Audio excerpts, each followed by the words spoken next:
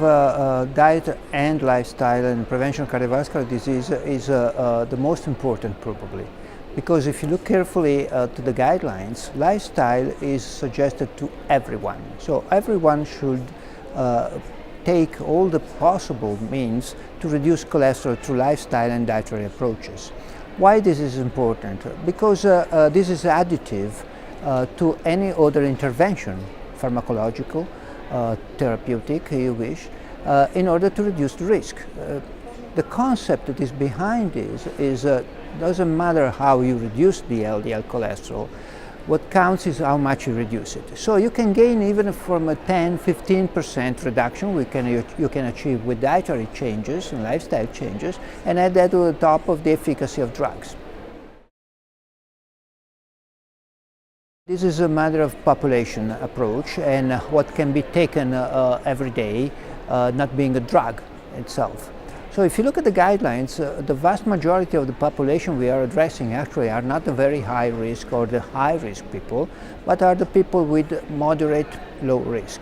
And for those, the goal for LDL has been set to 215 milligrams per deciliter. People tend to forget, A, that the vast majority of the people in the European society lies in this risk category. And second, the average LDL in the European population is 130, more or less. So you need only 15 milligrams per deciliter, 12%, 20% to get there, and that is achievable with lifestyle and dietary changes, including the use of phytosterols. We can reduce up to 10% the LDL. So the reason why we set 115 in the general population, if you wish, is because we believe you can reach that by dietary and lifestyle changes, and phytosterols can help under those circumstances.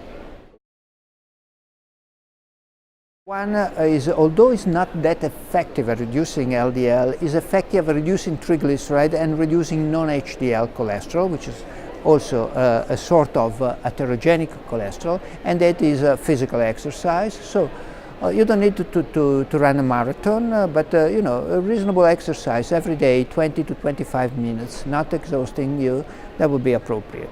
Second, you can use prefer monounsaturated fat as compared to the saturated fat. So in other words, avoid fat that is solid at room temperature and take fat that is more liquid at room temperature.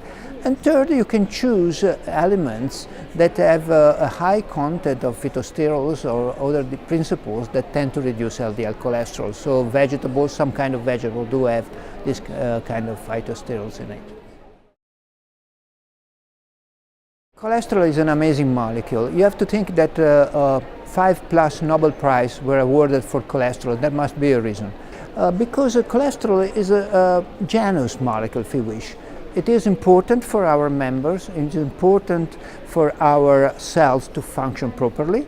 At the same time, if we build cholesterol outside of the cell or in excessive measures as free cholesterol in deposit within the cells, that's dangerous.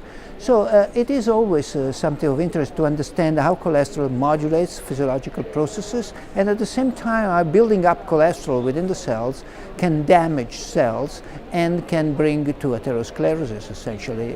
So that's the reason why I like it.